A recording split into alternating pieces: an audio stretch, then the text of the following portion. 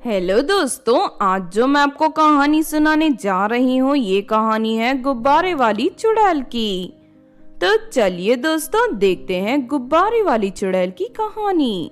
बहुत समय पहले की बात है। एक गांव के पास भूतिया गुब्बारे वाली चुड़ैल रहती थी। चुड़ैल अपने गुब्बारे के जरिए लोगों का शिकार करती थी। एक दिन सोहन आइसक्रीम बेचता हुआ सड़क से जा रहा था कि तभी उसकी नजर पेड़ पर लटक रहे ढेर सारे गुब्बारे पर पड़ती है। अरे इतने सारे गुब्बारे इस पेड़ पर कहाँ से आए? लगता है कहीं से उड़ कर आ गए होंगे। मैं इन्हें घर ले जाता हूँ, मेरा बेटा इन्हें देखकर बहुत खुश होगा। लेकिन सोहन जैसे ही उन गुब्बारों पर लगी रस्सी पकड़ता है कि तभी वो गुब्बारे सोहन को लेकर हवा में उड़ने लगते हैं। ये देख सोहन घबरा जाता है। अरे नहीं, ये क्या हो रहा है? ये गुब्बारे मुझे आसमान में लेकर कहाँ जा रहे हैं? कोई मुझे बचाओ।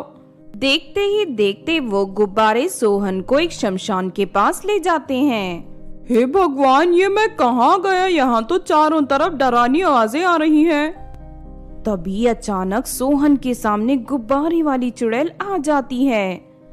चुड़ैल सोहन को बांधकर पास के खंडर में कैद कर देती है।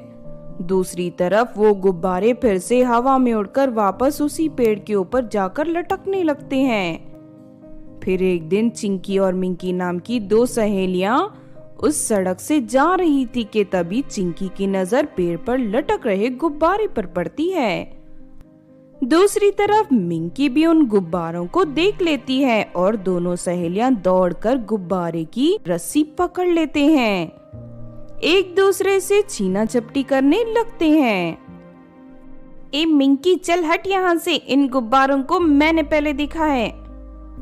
अरे जा जा, बढ़िया, इन गुब्बारों के ऊपर तेरा नाम लिखा है क्या?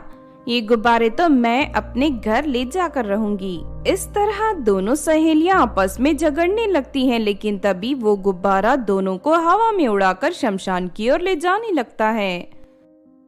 अरे नहीं, ये गुब्बारा हमें उड़ाकर कहाँ ले जा रहा है? मेरे तो कुछ समझ में नहीं आ रहा। तू रस्सी को कस के पकड़ कर रखना, वरना अगर हम नीचे गिर गए तो जिंदा नहीं बचेंगे। फिर थोड़ी देर के बाद वो गुब्बारा दोनों सहेलियों को शमशान में चुड़ैल के पास ले जाता है। चुड़ैल को देख दोनों लड़कियां डर से कांपने लगती हैं। चुड़ैल उन दोनों के हाथ पैर बांध देती है। प्लीज चुड़ैल आंटी, हमें छोड़ दीजिए, हमें अपने घर जाना है, प्लीज हमें जाने दीजिए। नहीं नहीं, आज से यही शमशान तुम्हारा घर है। सिर्फ कुछ दिनों की बात है, फिर मैं तुम दोनों को मार कर तुम्हारा अचार बनाऊंगी। क्या आप हम दोनों का अचार बनाएंगी? हाँ, क्योंकि शैतानपुर की चुड़ैलों को इंसानों का अचार बहुत पसंद है। मैं इंसानों का अचार बनाकर शैतानपुर की चुड़ैलों को बेचती हूँ। हे भगवान, अब हम दोनों नहीं बचेंगी। उसके बाद चुड़ैल उन दोनों को खंडर में कैद कर देती है। दूसरी तरफ चिंकी और मिंकी के घर ना पहुंचने पर उन दोनों के घर वाले बहुत परेशान हो जाते हैं। पता नहीं मेरी बेटी कहाँ चली गई। बहन, मुझे लगता है किसी ने हमारी बेटियों को किडनैप कर लिया है।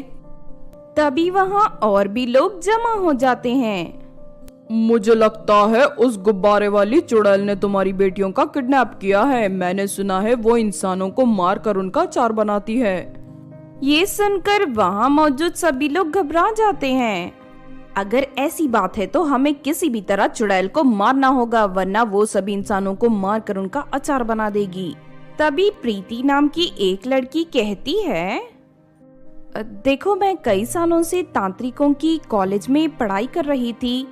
मैं चुड़ैलों को वश में करना अच्छी तरह जानती हूँ। तुम लोग चिंता मत करो, मैं बहुत जल्द उस चुड़ैल को पकड़कर तुम्हारी बेटियों को आजाद करा दूंगी। प्रीति की बात सुनकर सभी लोग खुश हो जाते हैं। फिर प्रीति अपने काले जादू की मदद से उस शमशान तक पहुंच जाती है। प्रीति देखती है कि चुड़ैल चिंकी, मिंकी और उनके साथ एक आदमी को मारने की तैयारी कर रही है। चुड़ैल एक बड़े कढ़ाई में बहुत सारा तेल डालकर उसे गर्म कर रही थी। चुड़ैल का पूरा ध्यान उस कढ़ाई पर था। तभी मौके का फायदा उठाकर प्रीति अपनी चाकू से चुड़ैल की चोटी काट लेती है। अरे तू कौन है, तेरी हिम्मत कैसे हुई मेरी चोटी काटने की? चल जल्दी से मुझे मेरी चोटी वापस कर, वरना मैं तुझे कच्चा चबा जाऊंगी। अब ये चोटी तुझे कभी नहीं मिलेगी चुड़ैल। इतना कहकर प्रीति चुड़ैल की चोटी को अपने बालों में जोड़ देती है। आज से तू मेरी गुलाम बन गई है, अब तू नौकरानी बनकर मेरे घर पर काम करेगी चुड़ैल।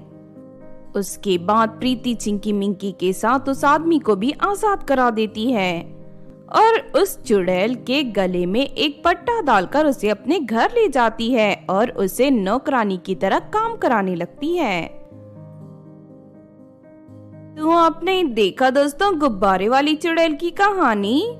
इस कहानी से हमें ये सीख मिलती है कि हमें कभी भी बेवजह मासूम लोगों को परेशान नहीं करना चाहिए, क्योंकि दूसरों को तकलीफ देने वाले एक ना एक दिन उनके किए की सजा उन्हें जरूर मिलती है।